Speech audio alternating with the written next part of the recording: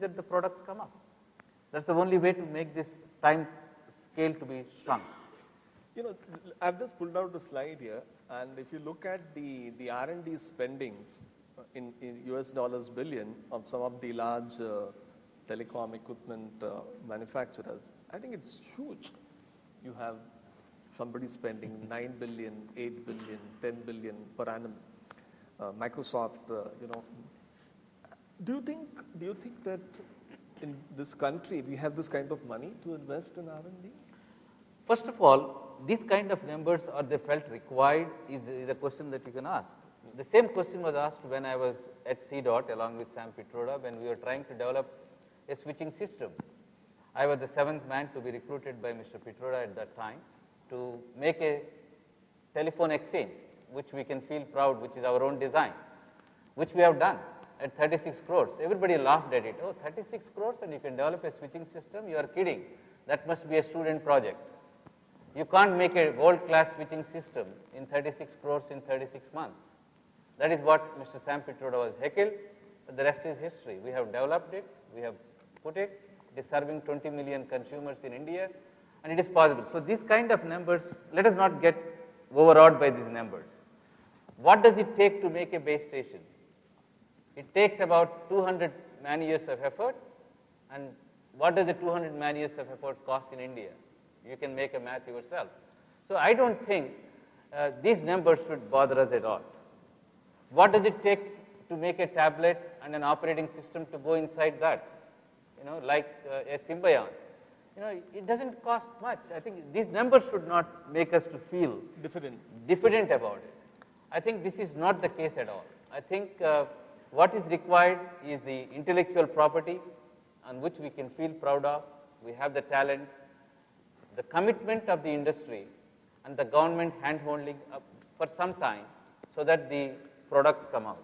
What is required is not more than, you know, maybe about 1,000 to 1,500 crores to be put up. $500 million. Which is hardly anything, 1/3 of a billion. No, I think it's a very, very important perspective because typically we hear that, you know, as a country we don't have money and therefore we don't have, you know, money to spare for R&D, and because we don't have R&D, we don't have patents and we don't have products and so on, and therefore we have to import, and it's a vicious cycle, you know. But I think Mr. Rao gives a very interesting perspective.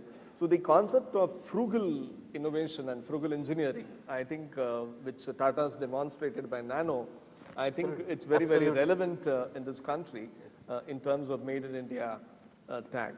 But moving away from this Made in India, let me quickly, you know, we don't have much time, but something which is very, very relevant and it's going to be discussed in detail in the afternoon is the telecom and the rural India. And, you know, I think this is the need of the hour. It's a need of the hour from a telco's perspective because the ARPUs are falling. And how do you increase the ARPUs? There is a huge market in the rural area, only 36% penetration. So there is a market waiting to be tapped. And there are needs in the rural area in terms of, you know, the various things, healthcare, banking, and so on and so forth. So may I ask Mr. Matthew, how do you see, you know, from the industry perspective or industry representative, is it something doable or it's all hype and talk? Hemant, let me just give you a data point first and then give you what the industry response is. Please remember that for the last 12 years, we've been paying into the quote-unquote USO fund at 5% of our adjusted gross revenue, right? And the government was supposed to use this to penetrate the rural economy, right, with whatever they believe is the appropriate things that needed to be done to increase rural penetration. Today, the USO fund is sitting with close to 30,000 crore rupees of funds unused, right? And so, first of all, money. Yeah, it is big money. So the question is, if you ask us, what are you doing? We've already, you know, contributed. We've given blood at the bank, you know. So the question is, what has not happened vis-a-vis the government initiative? Point number two, in terms of a data point, This money was supposed to be given to BSNL to be able to use the penetration. Among the private operators, we have a larger share of the rural marketplace than BSNL does, in spite of the fact that the subsidies were taken from us and were supposed to be earmarked for rural penetration. So given those two data points, you ask us now today, what does it take? We recognize the opportunity, what's holding us back? Obviously the business model. And where does the business model sort of hurt us? One is clearly the lack of infrastructure. The ability of one, alternate energy sources, two, grid power, three, the cost of diesel or fossil fuels, the ability to get this there and to operate a network 24/7. As Dr. Rao said, you're talking about 99.9999%. 3 o'clock in the morning, if your child has got a fever and you need to call the doctor, you're not going to be happy with saying that, in order to save energy, we've had to power down and turn the network off because that's the lowest usage. It just won't work.